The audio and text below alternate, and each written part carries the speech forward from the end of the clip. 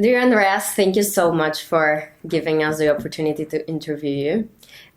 This is an interview for NORRAG special issue, the second volume of NORRAG, Global Monitoring of National Education Development, Coercive or Constructive. As you know, we are looking to analyze in this volume how global reports like OECD at a glance or PISA, also international standardized evaluations, are influencing the global development agenda, especially in Latin America, but more generally in the global South. So we have already started receiving some articles for the volume, and some of the questions that come here come from the voices of the authors that are having some questions about it. So the first one is I'm going to start: without data, you're just another person with an opinion. That is a quote that I first heard from you 10 years ago when I was working with you at La Défense. And after all of this time, I wonder, all of this time at the OECD, you became the head of the education division and directorate. What do you think are really the strengths and limits of data? And specifically of data presented in this type of global monitoring reports? Well, education is a field that is full of ideas, beliefs, sometimes stereotypes. And actually, it's very important sometimes to look into a mirror that tells us, how the world really looks like. How we can see ourselves in the light of what others are achieving. Some people say poverty is destiny. But you can see that the 10% most disadvantaged students in Vietnam do as well as the average student in the OECD area. So I think it's data that help us to see what's possible in education, that help us to learn from the world's education leaders, that give us courage that progress is possible. The same is happening within a country. Often there are many disadvantaged schools that basically don't even know what good performance really looks like, that are not connected, that they're isolated. Education is a very inward-looking business. Teachers are staying in the classroom; they're not connected to the next teacher. Schools are not connected to the next school, and countries have not really taken up all the opportunities to learn from each other. And that's where data, I think, is really fundamental. Okay. You raised the question of limitations. I think not everything that is important is easy to measure. Data have, like any kind of form of observation, often focuses our view on certain things, omitting other things, and these are important limitations that we have to always keep in mind. Okay. Do you think the OECD has started doing some work towards there? Is there an interest of the OECD towards taking into account observation, class observation, or other type of information that are not always quantitative data? Yeah, absolutely. In fact, we're at the moment in the process of a video study where we actually record classroom settings, then analyze them to see what makes teaching particularly effective in different contexts. So, observation is very important. I think we need to triangulate many perspectives. Exactly. In fact, at the heart of PISA, the success of PISA is a triangulation of different data sources. We look at the outcomes of students, while we look at the perspective of parents. We look at the motivations and the attitudes of young people. We look at the perspective of teachers, the school leaders. And when you put all of those perspectives together, you learn something. For example, teachers may tell you, I have a very constructivist view on education. I believe that students learn best when I facilitate and help them to learn. And then you ask the students and survey their students, and you can see in the same classroom, the predominant learning method is rote learning, memorization. Sometimes those perspectives don't match, and this mismatch tells us a lot about where to improve education. Yeah, that's right. Okay, very interesting. Why do you think nations decide to participate in such global education monitoring reports? I think to get a sense of what is possible in education, to build relationships, working relationships on how to improve education. if you take PISA, the data is just the tip of the iceberg. The big value of PISA comes from collaboration on how we measure success, how we build frameworks, how we basically define what good performance looks like. There are hundreds of experts every day who work on those kinds of problems through PISA. And that's really how countries connect with each other on questions around curriculum design, on teacher preparation. And so that's, I think, the big value. But then the data itself can be a very important value. I remember the day that Brazil asked to join the PISA assessment. That was in 1996, and I was very surprised because it was first an assessment for OECD countries. And I was speaking with them and said, well, you probably come out quite low on this assessment. Is it something you're really sure you will want to do? And they told me, well, in our country, we have enough money for education. The problem is not, the quantity of resources that we have. The problem is that everybody thinks education is great. Students get very good marks, teachers get high appraisals. The school that parents find for their children is better than the school they went to school, so everybody thinks okay. And it was important for the country to get a sense of where it was actually positioned globally. And when that happened, it sparked an enormous dynamic. Brazil became one of the most rapidly improving education systems. Suddenly people realized, well, we are good by our national beliefs, but actually in a global scale, there's a lot of room for improvement. So sometimes also the data can have an important impact on public perception. On public perception. Yeah, that's right. Are the global monitoring report results comparable among nations and contexts?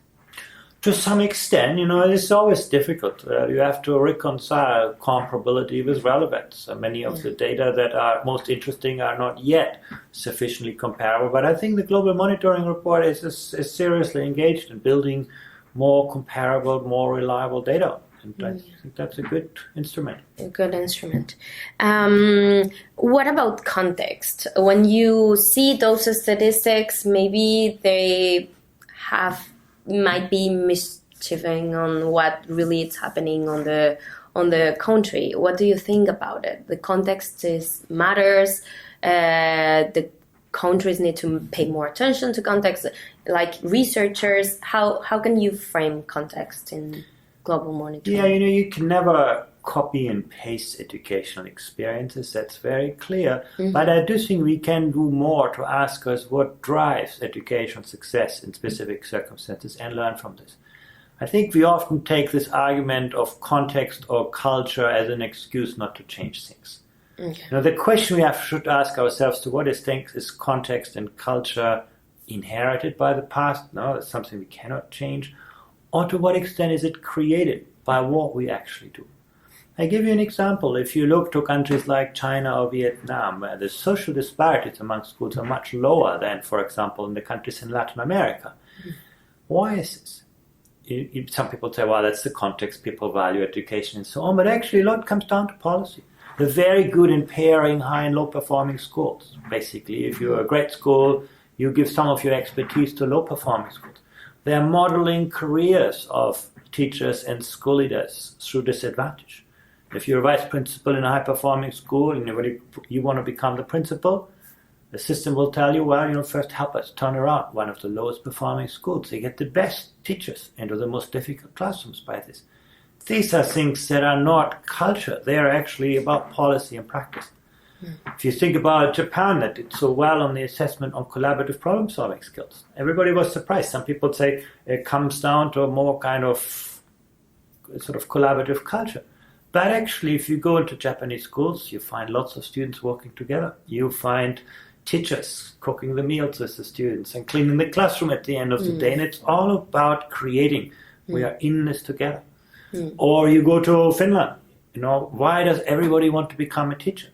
It's not because they get great salaries that nobody else can afford. In fact, teacher salaries in Finland are quite comparable with salaries in most nations around the world on a GDP per capita basis. What Finland succeeds is not making teaching just financially attractive, but intellectually attractive. They give people an amazing job. Why couldn't we do that elsewhere? So I think a lot of what comes down to culture is about policy in the long run. Okay, great. I know that in an effort of creating more contextualized data, you created PISA for Development. Can you tell us a little bit more about it? How countries decide to participate, if they can switch voluntarily? How does it work? Yeah, what we saw around 2009-10 that we had stretched the PISA as far as it could. And we had many countries who wanted to become part of the PISA process and where we felt we couldn't really serve them too well. For example, they had many students that were not enrolled in many children who were not enrolled in school. They were left out of the equation. Sometimes there were very low performing students that were actually for whom the PISA tests were too difficult. And the social and economic context of schools and students was often very different from the kind of traditional PISA countries. So we really felt we need to develop a new instrument. And that's really what PISA for Development was about. Creating an assessment that was much more broad in terms of the kind of competencies that are being assessed, collecting much better contextual data on the context in which students learn, teachers teach, schools operate, and also to assess the learning outcomes of children not in school. And we created that PISA for Development, and the good thing is now that it exists, it's been successfully completed, we have those instruments. So from now on, actually, we offer even the previous countries those kinds of instruments. So if a country feels, for example, we have many low-performing students, we want to get a better resolution on what those can do, they can use the PISA for Development instruments. Give you an example. When you see, for example, the level 1 in PISA is basically very elementary reading skills. And when you find there's a large proportion of students in level 1, you ask yourself, why are they there? Is it because they don't have the vocabulary? Is it because it's about fluency? Is it about the capacity of students to piece together different sets of information? And now we can assess those things. Now we can give countries a much more granular resolution. The other thing we did in PISA for Development is work with countries to build evaluation capacity. Sometimes very simple. They want to participate in PISA, but they don't have the institutions, the expertise. So it takes 3, 4, 5 years to work with the countries to build a team, build the institutions, build the kind of instruments, and also to analyze the data. Actually, many countries that have done PISA have collected lots of really useful information, but not done enough to make sense out of this, to analyze it, to both statistically and contextually. And so we work with those countries to accomplish those things. Great. Interesting. Okay. Well, coming back to the reports and the global monitoring reports, do you think there are some that are more useful than others? Like, can you compare them? Have you really go through them, or are you mostly focused on your OECD reports? No, actually, I'm on the board of the global monitoring report. I followed the work with great interest, and actually, I think there's an interesting evolution from something that was purely descriptive to something that's becoming more analytical. And now also looking at the interface between evidence and policy. So I think it's actually really interesting. Each of these editions has built on the previous one, and it's becoming more relevant. The data, I think, still need to be developed a lot. There's a lot of kind of holes in the data. Sometimes for the countries where we would need data most, they are least available. But actually what the global monitoring report does well, it points us to those gaps. And it's not been shy of highlighting where we actually need to have better knowledge and better research and better evidence. Exactly. And from that point of view, like, there are some countries that are not able to gather that data, and that are not even able to participate in PISA. And there was this human capital index that the World Bank created in the World Development Report. And as far as I know, our authors affirmed, countries will get penalized if they didn't participate in PISA on teams, because you wouldn't have a way to measure quality of education. What do you think about it? Well, I think the countries that do comparisons have an advantage. I don't think the countries that don't do them are, especially penalized. They were like before. But actually, with PISA for Development now, any country can do this. This is, I think, the positive development we had in the past. We had to tell many countries, we're sorry, we can't really help you. Now we can. I think the instruments exist, so any country that wants to measure its learning outcomes now has the tool to do that. If they don't use PISA, some of them are using national assessments. But this idea of having evidence, in my view, is very important. I give you an example. In the medical sector, we spend about 17 times as much on innovation and research than in the field of education. It's not twice as much, it's not 3 times as much, it's 17 times as much. Because we know that it's the ideas, the evidence that will transform our experience. Education is still a zone where we often say, well, we just train our teachers, we put them in the classroom and everything is going to be solved. No, the challenge is not to get ideas into the classroom. The challenge for education is to get the good ideas out of the classroom into the system. And that's only happening through really good evidence and data. And I think that's what most countries are understanding. And sometimes, we need to reform our data collection systems. The kind of administrative data collection systems that we still rely on are ineffective and inefficient.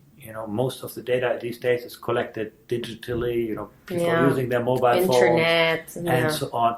So I do think we need to be more creative to build 21st century data systems. And in many developing countries, you may not have a kind of traditional paper-based administrative record system, but you do have people with their mobile phones, which gives you a lot of insights and data on how people actually use information.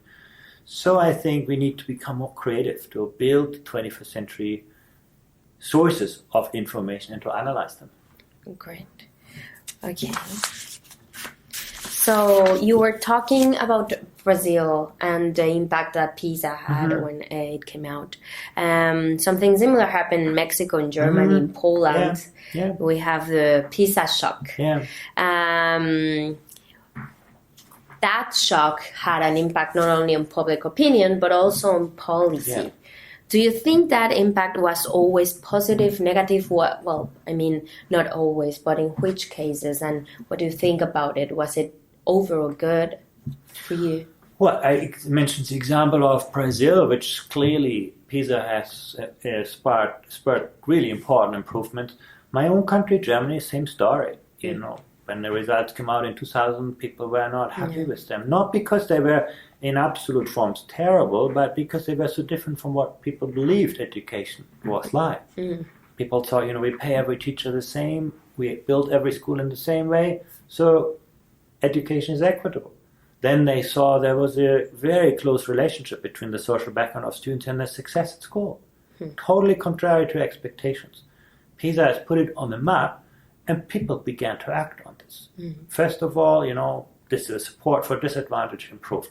The gap between students with an immigrant background and those who had not has almost been closed by half, by 50%.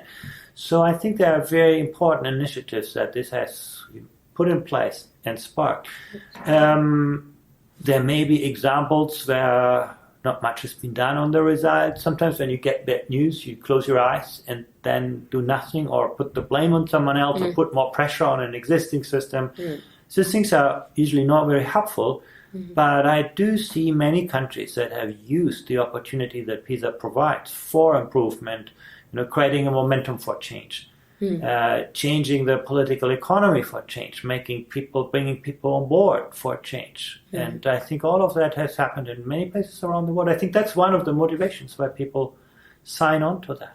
Okay. So what do you think are the factors that allow countries to change? Because after PISA, I mean, because I've seen like Mexico is one of the cases where we always blame the teachers union and or the teachers by themselves and or the government. There was all a guilty. Yeah. But what do you think it's like the real issue that will help improve the education system? And I think there's a lot that each of us can really do to change things. And it's easy to put responsibility on someone else. We do that. Actually, education is very good at that. When a student doesn't succeed in a school year, rather than helping that student improve, we ask them to repeat the school year, or we don't give them a good grade. So it's very easy to push responsibility somewhere else. Some people say it's all about money. That's also about putting the responsibility somewhere else. I think, to change things, can start with parents. We as parents get very nervous when our children learn things that we didn't learn. when we were young. And we get even more nervous when our children no longer learn things that was so important for us. So actually, the status quo has many protectors. Teachers are more likely to teach how they were taught than how they were taught to teach. And as a politician, you can lose an election over education, but you never win one over education because it takes so much more than an election cycle to change things. But if you put all of this together, everybody can contribute a lot. If as parents we build greater trust in education, greater support, greater interest, PISA shows a simple question whether parents ask their children how was school had more of an impact on learning outcomes than parental income. It's not just about socioeconomic factors, it's a lot about engagement.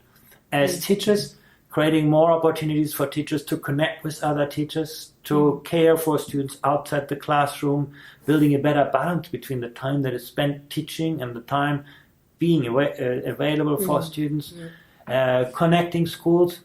And as policymakers, the best thing we can do is actually trust the profession more and build a stronger relationship, build more buy-in for change. If we can build on the success of our predecessors rather than reinventing the wheel, we have done a lot for the education system. So I actually see many angles. Almost anyone in society can make a big difference for better outcomes. And that's what the best performing education systems do.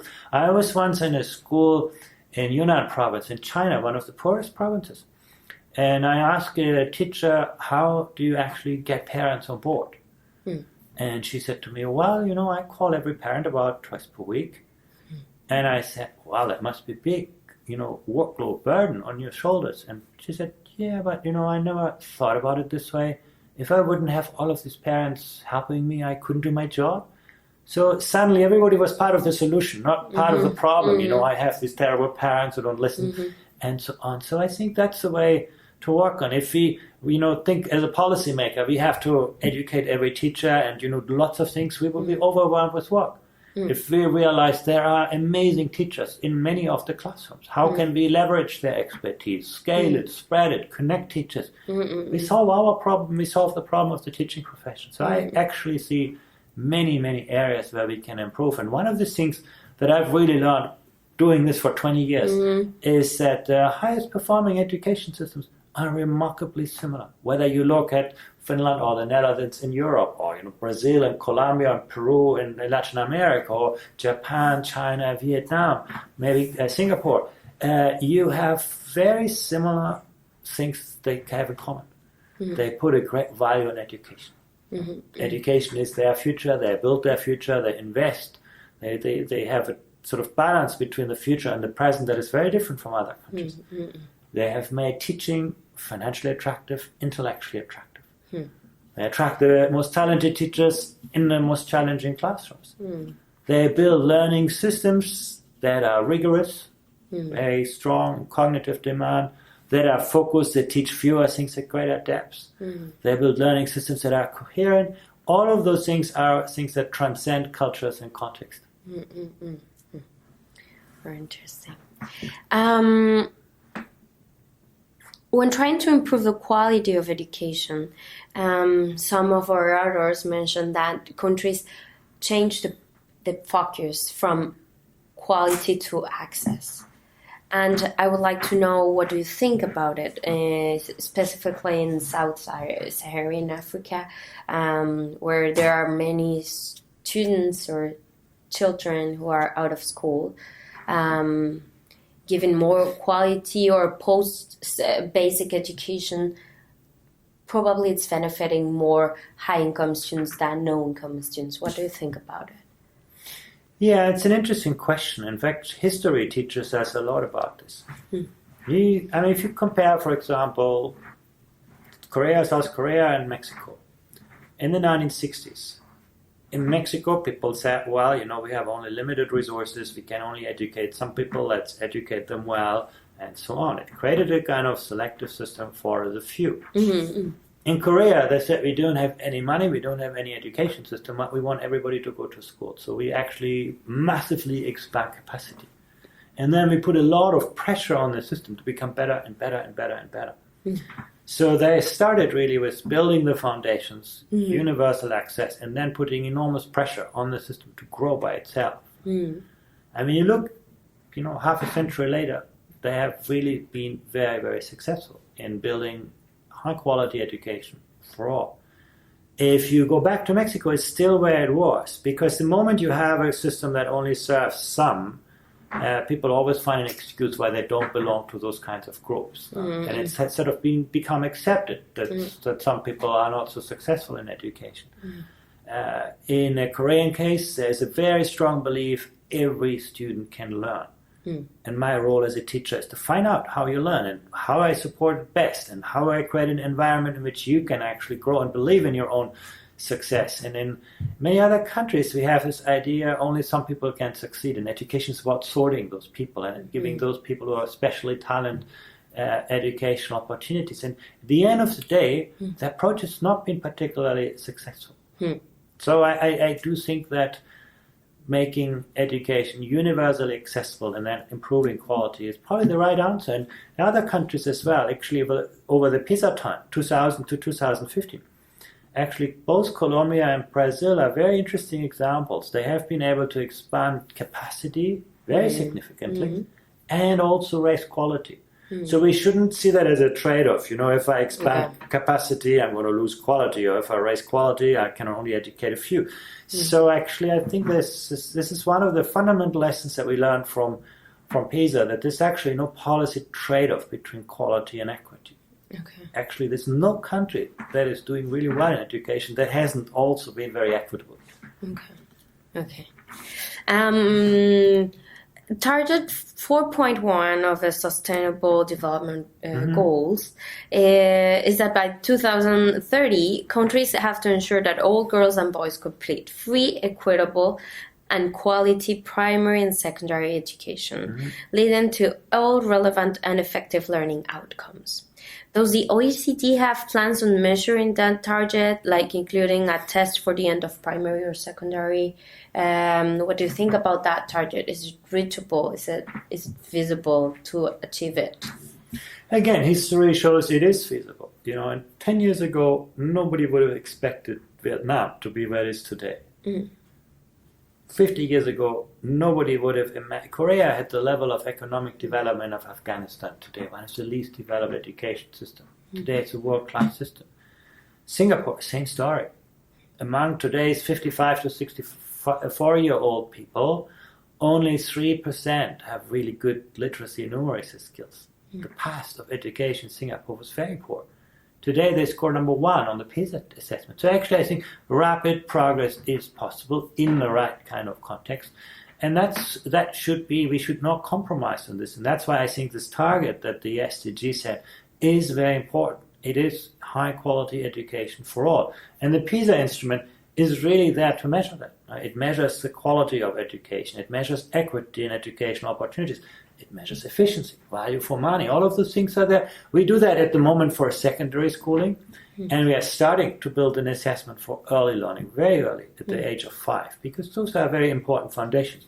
Maybe in the future we'll do something in between, but that's a decision that countries need to take.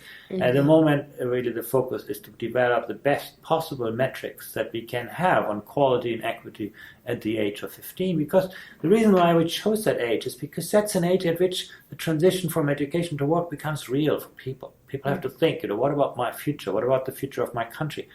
And we think that's a very, very important kind of threshold by which we can measure the quality. And then we can project backwards. If we see large shares of students do not reach those goals, where did that happen and how can we intervene? Okay.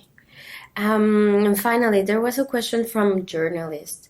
He was telling us that PISA had an impact when it began. Like when countries start participating in PISA, newspapers will show the results, we'll follow the rankings, but after a while, after years and years of not seeing a big difference in scores and not quite understanding why these scores are happening or where are they coming from, it just says, well, we have 5 points on PISA and math, and it stops there. So from the public opinion side, the PISA shock starts to reduce its power. I don't know if I get it, but if I explain myself correctly. But what do you think about it? Do you think there is something that the OECD or the world development reports have to do to really transmit to like the public what they're doing? How can people help? Actually, this is not what we observe. We measure the impact of PISA very carefully, both in the public debate, in the media, everywhere, and we have seen basically growth on all fronts, continuous growth. So every cycle gets more and deeper attention. Every cycle probes more the question of the why rather than just the what. And so actually I'm pretty optimistic. And in some countries, this country where we are today, France is a good example. When the first PISA result came out, the results were not so good and people said, well, we are not doing really well on this test. There must be something wrong with this test. So there was no real reaction to this. It's very different today. Today, actually, policymakers, educators, teachers, when the PISA results come out, there's a lot of debate about what can we learn, what can we do about this. So actually, the United States, same thing. When the first PISA came out in 2001, no attention in the public. In 2009, it was the US Secretary who launched the results, who presented the results to the public, and there was a quite... So I think in most countries we do actually see increasing attention. What is sometimes not sufficiently well done is the kind of inferences that we draw from this. Like much of the attention is on where are we, how did we improve, but there's more that countries can do to get deeper into what can we learn, what are the kind of policy and lessons, with whom can we compare ourselves. But even there, I give you an example that really I learned a lot from. In 2012, the British Minister of Education went to Shanghai to look at some of the maths teaching there. She was a mathematics teacher in England. And she was very impressed. And then she said, okay, I'm going to invite 50 teachers from China to come to Britain and to have conversations with us. When she started this, everybody said, this minister's crazy, We're inviting people from the moon, from a different culture, from a different mindset, that's going to be a complete waste of money. Actually, the program still exists after many years. And there are now 30 mathematics hubs throughout the country. Many places where British teachers work with Chinese teachers to reinvent math education. And so this is a good example that has not been possible at the beginning. But as PISA has gone on, the exchange is becoming deeper and it involves more deeply the profession rather than just the media or policy. And in that sense, I'm very encouraged. I see really the traction this work really gets to affect change is rising. There are also countries where very little is happening. That's true. It's really every country's choice what to make out of data.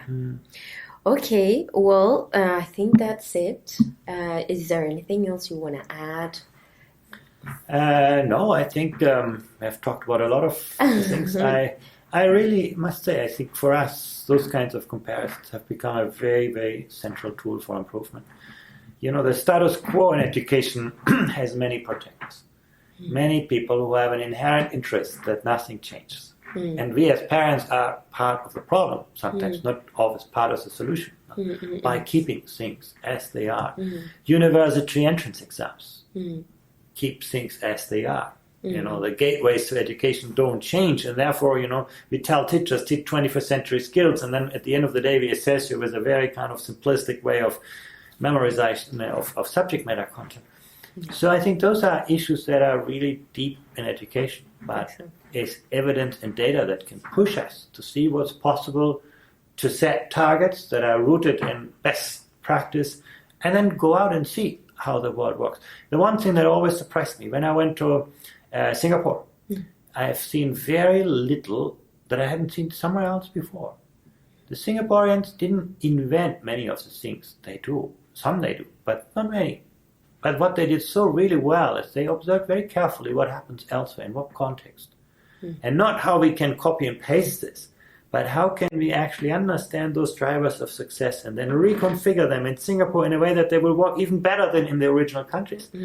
And that's made them so successful. So I think we can do a lot more. Teachers can learn a lot more by observing teachers in the neighboring classroom, how they approach similar problems differently. Schools can learn a lot from schools that do better in a similar social context. And countries can really learn a lot from each other. That's my deep belief. Do you think there's like a current of theory that says that data is coercive and it's like pushing countries to really achieve some targets that might not be as important as in another country? What do you think about it? Do you agree?